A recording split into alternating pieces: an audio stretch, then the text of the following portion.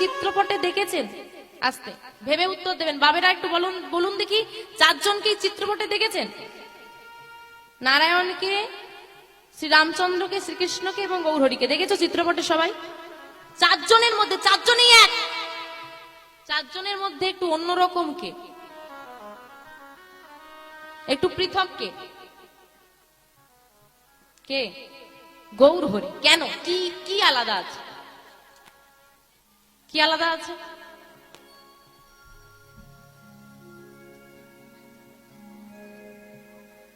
হ্যাঁ, রং আলাদা না।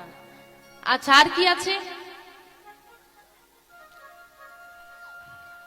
হাতে কিছু নেই, নিঃস্ব, সব বিলিয়ে দিয়েছে, আমার কিচ্ছু নেই।